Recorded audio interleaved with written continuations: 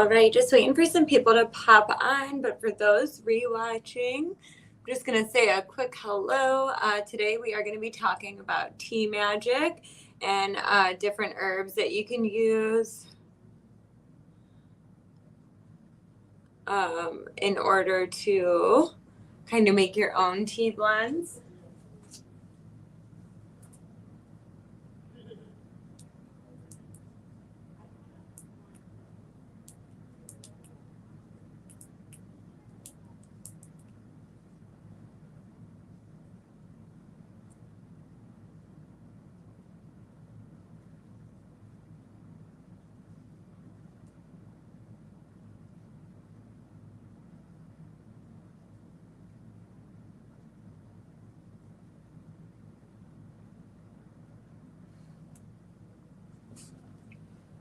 All right, hello everyone joining. We're going to just talk about some tea magic, different herbs that you can use, different ways to kind of add something into your little tea ritual.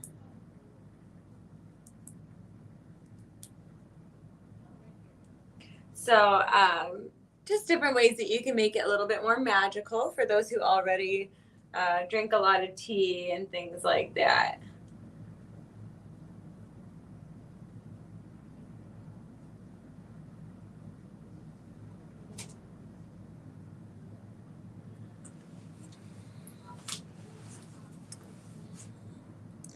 All right, hello for everyone joining. I'm just going to give a couple more minutes for other people to pop on in.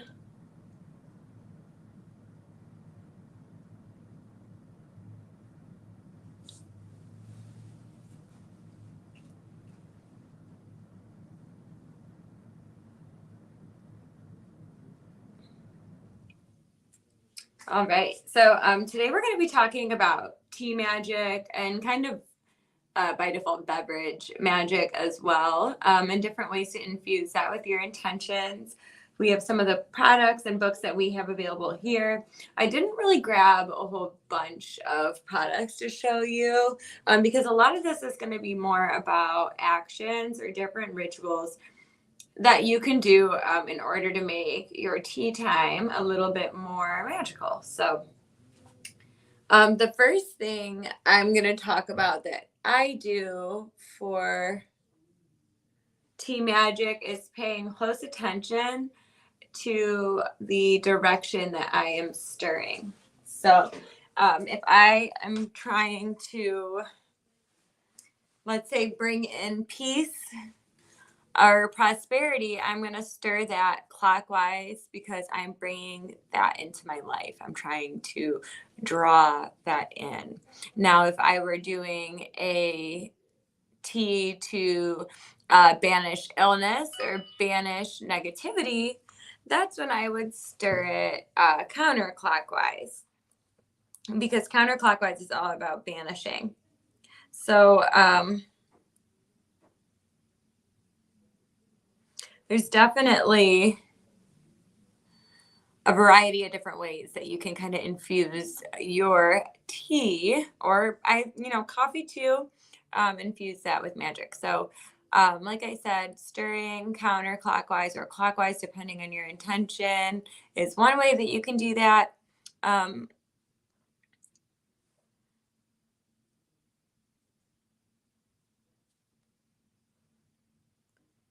So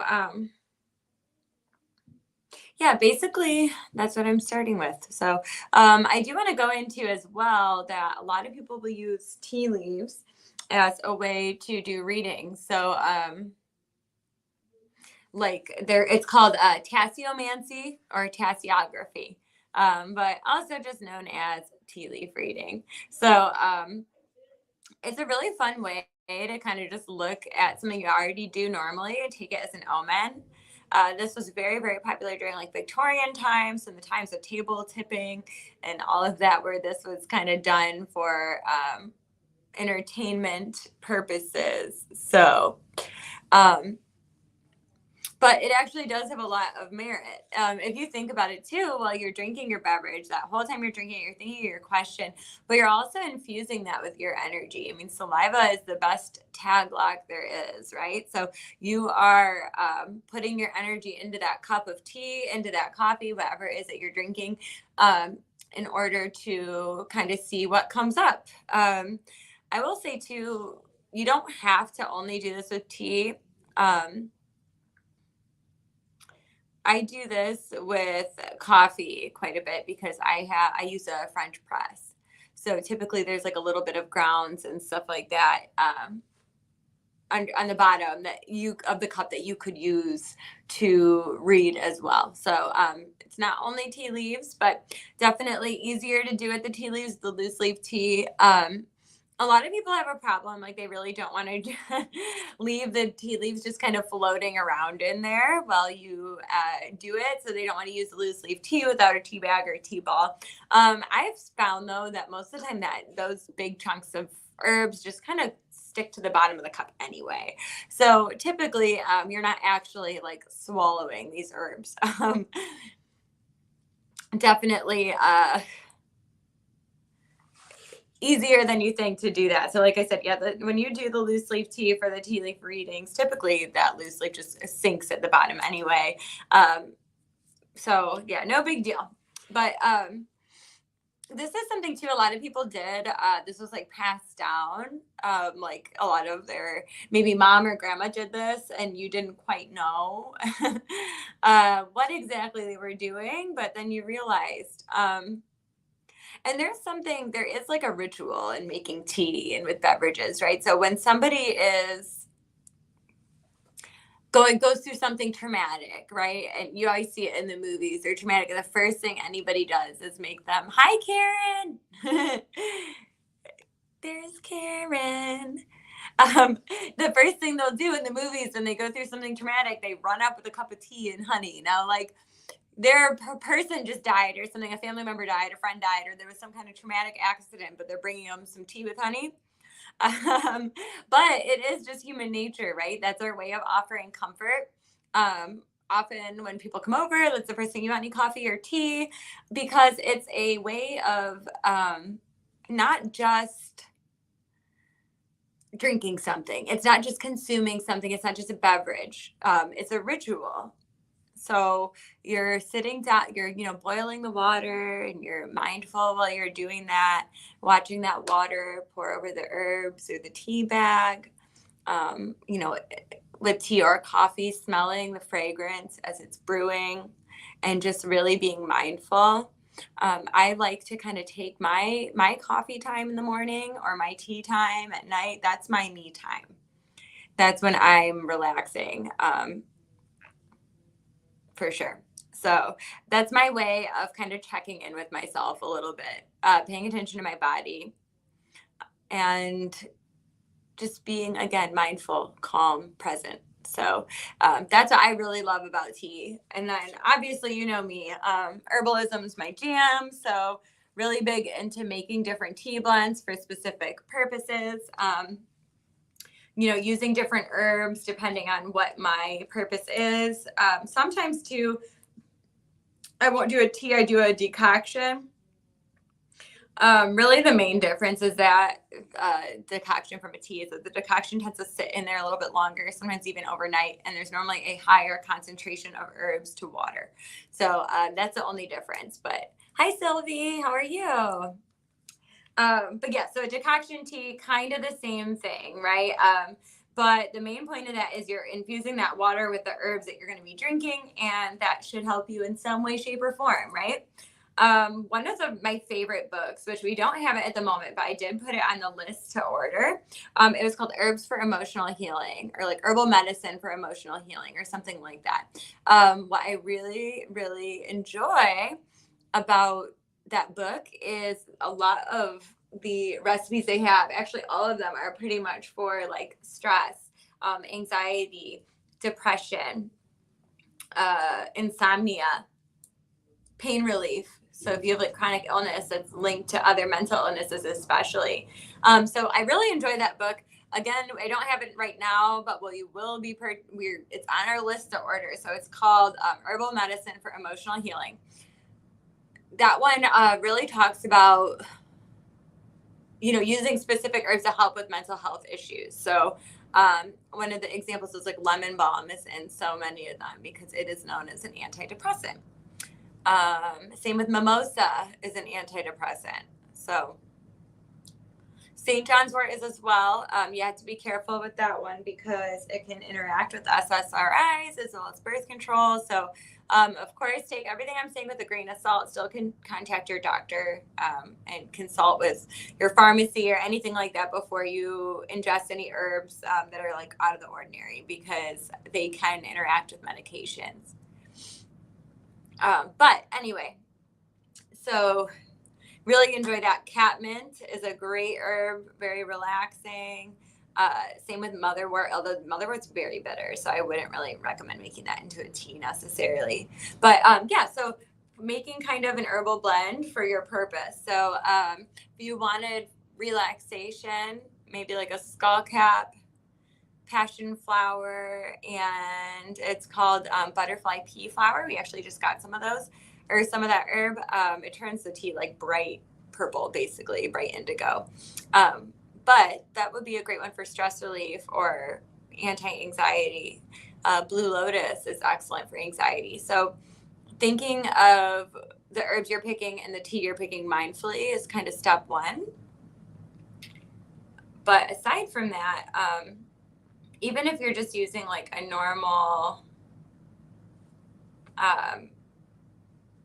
tea bag, like a black tea or green tea, just something really normal, you can still infuse that with your intention, regardless of what the herb is. What I like to do is the night before I make my coffee, and please interrupt with questions if you have them. I'm just kind of chatting away. I'm doing this by myself today, so I feel like I'm talking to myself a little bit. Karen, yeah, you like Blue Lotus. If you like Blue Lotus, you would really like this butterfly pea flower. Very, very, very good for relaxation. Same with blue cornflower, which I plan on trying to order. Honestly, I'm thinking about, I have a plan in the works here. So as you all know, I make oils and I make salves here. It's under My Spirit Smoothie. And I plan on making some tea blends for specific purposes. So let's say for lung health, I'd pick like horehound, mullein, thyme. So I want to make tea blends for specific purposes. Okay, so Sylvie asked if Blue Lotus makes you hallucinate. It does not. Blue Lotus is much more like calming.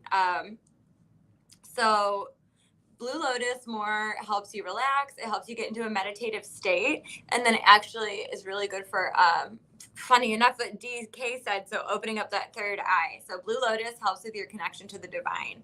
It helps you relax. It's a sacred herb or sacred flower, I should say, especially to Egypt. So definitely that's what I would recommend for opening your third eye. Mugwort is another good one for that. Some mugwort tea might help you have some crazy dreams. Again, contact your doctor. I'm not telling you to drink it. I'm just telling you some information. So, but yeah, and Blue Lotus tastes really good too. I also really enjoy ashwagandha. So ashwagandha, great for stress relief. Great for insomnia, but then also for low libido. A lot of the time as women, the reason we might have low libido is because we're so stressed out and overwhelmed. Ashwagandha can help with that. So that's a really good one. Yes, mugwort is really good for connecting with your ancestors. The reason being because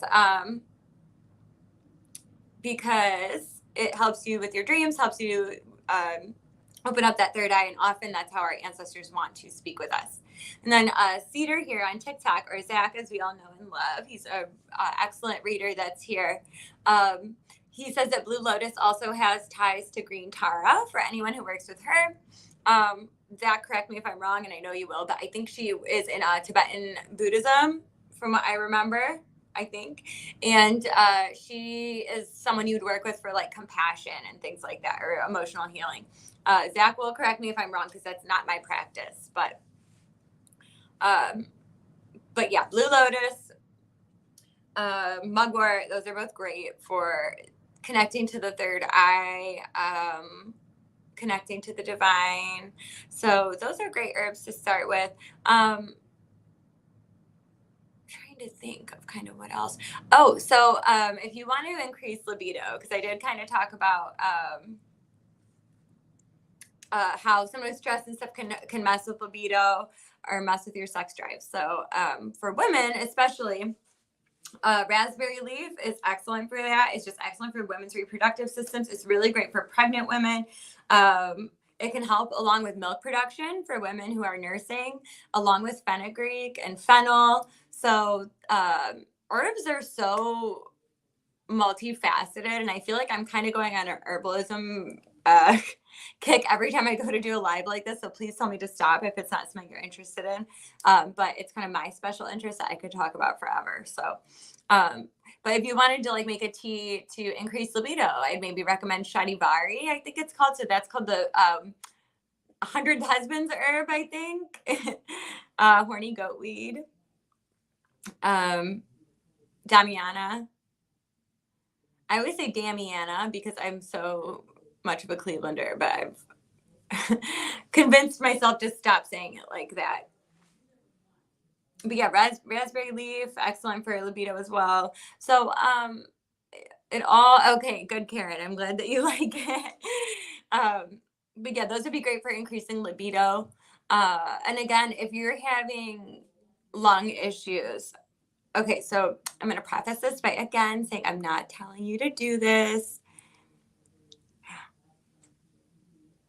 Oh, okay. So Zach said, look at you listening to my info dumps. I do listen to you. So, okay, Green Tara is Buddhism in general. So not just Tibetan Buddhism, but she's in all Buddhism. But yes, so Blue Lotus helps you work with Green Tara. She removes obstacles and quickly comes to the aid of others. We could all stand to work with Green Tara, huh? That's the whole other part of this with the herbs and with the tea is have a cup of tea with your deity.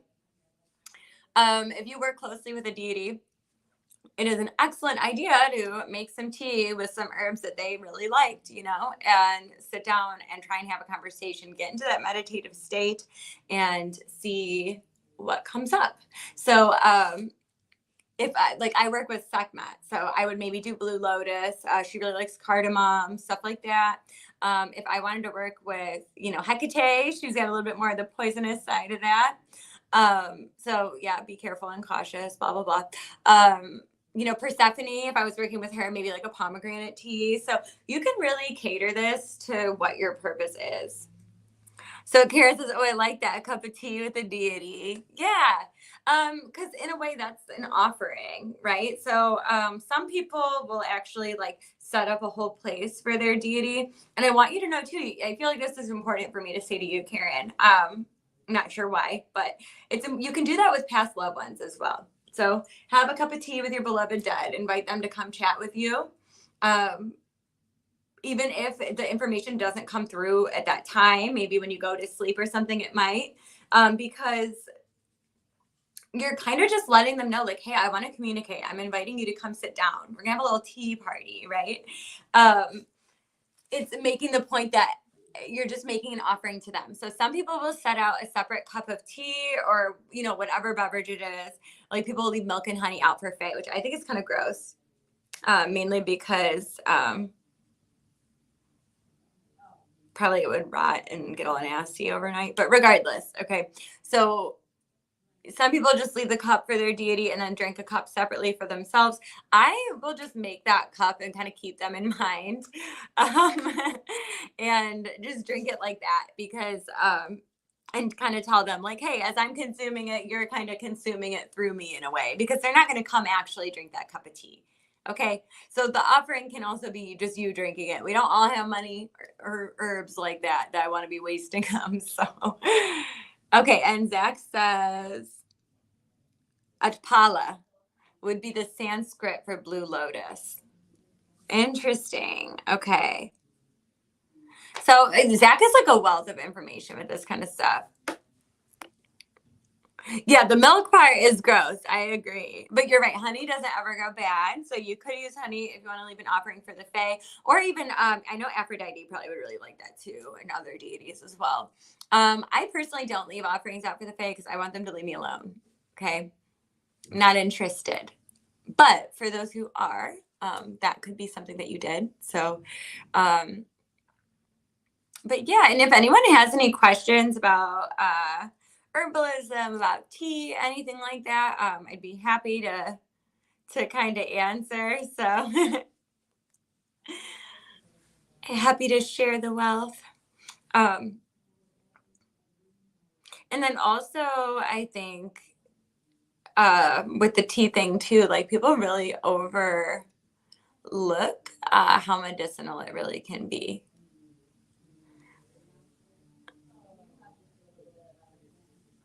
Karen, you say I have Dinnerman's out for my grandma, but she might get mad because you grab a few once in a while. You know what, Karen? I have a feeling, I don't know if this is actually coming from grandma or not. I have a feeling you used to do that when you were younger. So if anything, she sees that as kind of like funny or cute in a way because she, you know, that's just something that you used to do or maybe a running joke that you had. And she might have got on you about it when she was alive, but she's not upset now. So. But and then there's really like protective herbs as well. So black tea in general, I think is very protective. Also, actually good for your teeth, surprisingly. Karen, you said yep. Yeah, so she's like, that's just who you are. It's fine. It's funny. Little chuckle.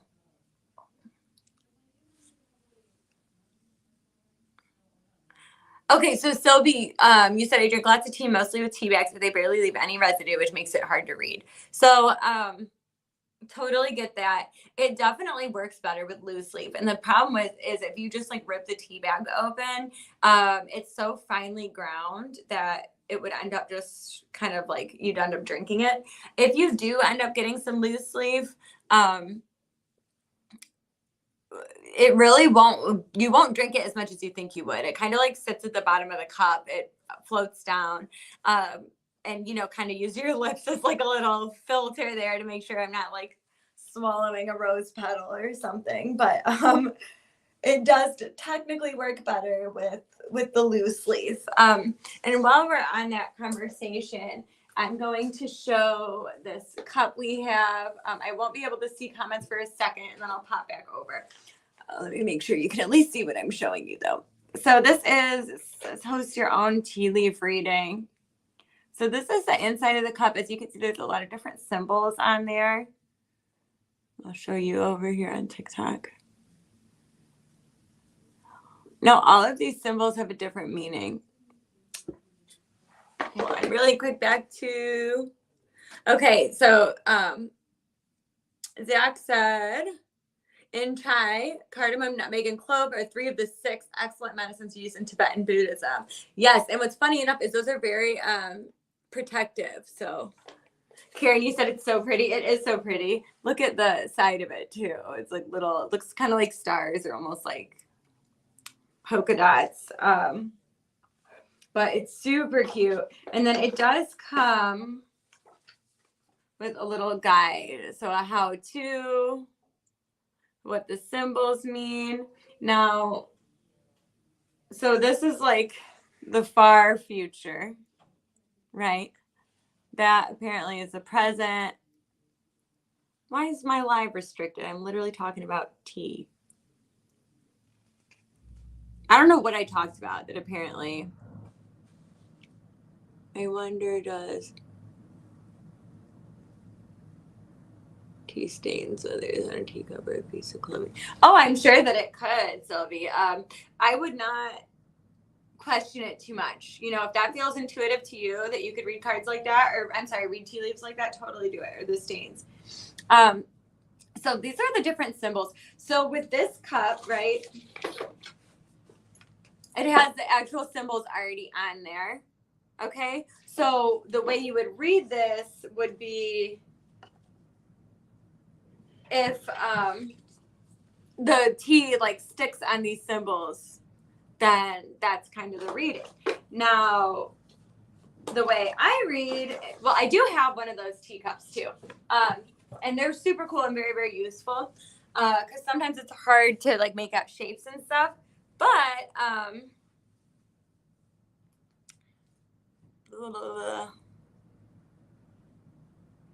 totally lost my train of thought.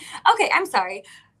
Remembered again. So with the symbols and stuff, like where the T is on there, the tea leaves are on that, that's where you would read it, and the symbols all have different meanings. But another way to do it, if you don't have that special cup, would be just any mug you have, follow the directions of like swirling a certain way, tapping it, blah blah blah. You can look that all up online, but it's fairly simple. I'm not big into like, oh, you have to follow this rule or it's not going to work. Just kind of do what feels right. But whatever shape the tea leaves end up making, you would read that kind of intuitively. So for me, if I saw a raven or a crow, I would think, okay, this is talking about magical workings or the things that are unseen. But if I saw, let's say, a sun, I'm thinking happiness and vitality. Also, jaggery, or its similar Mexican cousin, piloncillo, is an unrefined sugar used in Ayurvedic medicine, so don't feel too guilty about sweetening your teas with it. Very cool. In Ayurveda, that is so interesting to me. Some of the herbs that I work with are actually adaptogens. So ashwagandha is one of them, oat straw, I think it's called. The shadivari. So there's some other herbs that are in Ayurveda too. I'm not super familiar with it. I have a friend who very much is, but yeah. So the other thing I want to talk about that we have, because I think it's so cute, are these tea balls. Because look, it's got a little lapis crystal on it. They're only $10. And it has that lapis crystal on it. So like, let's say I wanted to make a cup of tea to open my third eye. I might use blue lotus, right? Like we talked about, maybe some mugwort, but also maybe I'll put it in here because lapis is also great for your third eye. So there's a lot of different ways that you can do stuff. Here's a couple books too. So this is a Tea Witch's Grimoire. So some of these are super, super cool. Like, let's see, loving tea bath spell. So rose petals, hibiscus, yarrow, strawberries. Obviously, that's very much love, and it gives you a little chant to say and stuff. For divination, dandelion root, hibiscus, orange peel, fig. I will say some of these are ones that maybe you wouldn't have automatically. Oh, this is cute. Courage tea. So black tea, chamomile, yarrow, and thyme. That's cool because I do always think of thyme as for courage, and then chamomile is that solar plexus. So totally makes sense.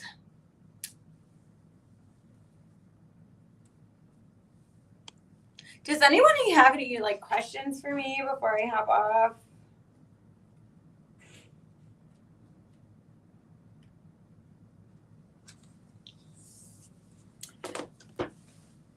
Chamomile, yes, I love chamomile. And actually, I didn't realize this, but chamomile was an herb that was sacred to the Egyptians as well.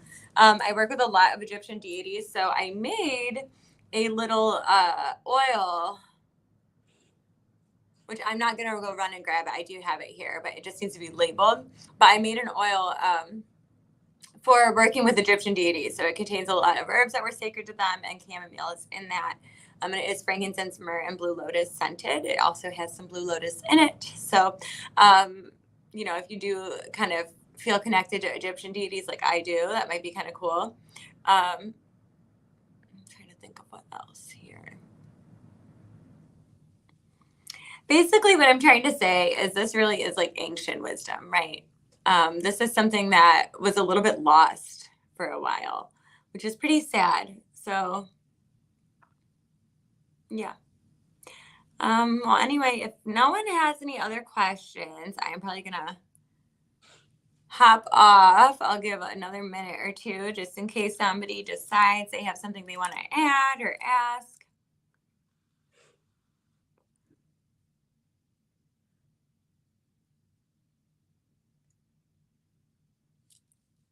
Karen, am I going to see you Sunday?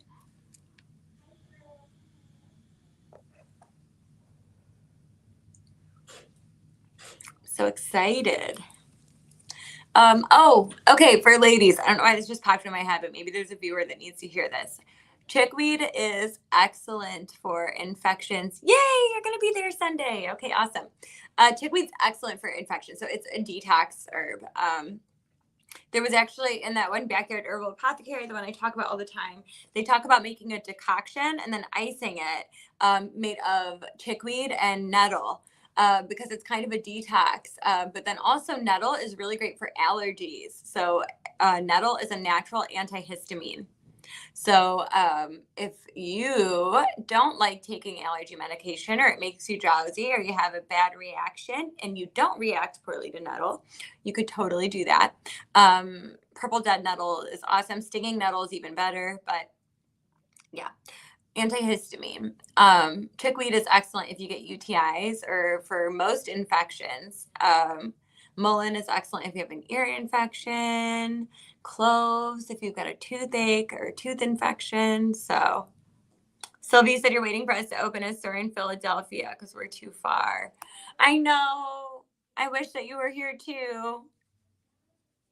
If you are ever in the Cleveland area, you got to step in and see us though. For sure.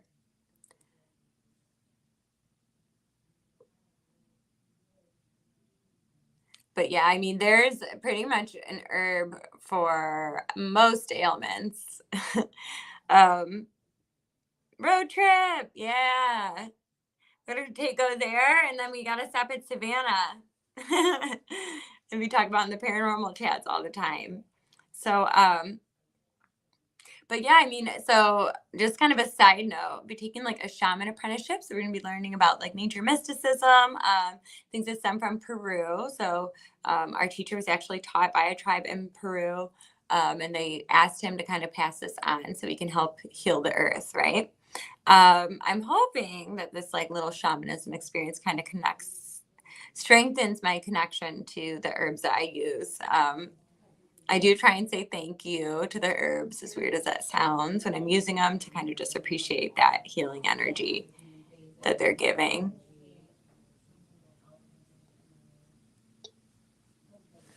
All right, Sylvie, you can hop in and come to Savannah too. I've always wanted to go to New Orleans. I always want to call it New Orleans because again, Cleveland accent. So I'm always going to say real loud and obnoxious, as well as, like I said, saying Damiana and all these other things and pronouncing them wrong. Thank you for liking the live. I appreciate that. Hey to everybody joining. But yeah, I do want to go to New Orleans really bad. NOLA would be awesome. My coworker just got back from Salem a few weeks ago. And she went to I forgot his name. I don't remember his name. Yeah, we'll pick up chair in Ireland. Yes. I don't remember the name now. But this guy, he writes the Poison Path Herbal. And he has a shop, I guess, in Salem where he makes all sorts of like tinctures and stuff. And he uses herbs that are typically like poisonous, like henbane, nightshade, things like that. Am I telling you to do that or ingest it? No, I'm not. I'm just saying it's a cool place. And if you're ever in Salem, maybe go there. I have not been yet, but that's on my list. So, all right. Well, I don't have much more to add unless y'all have questions.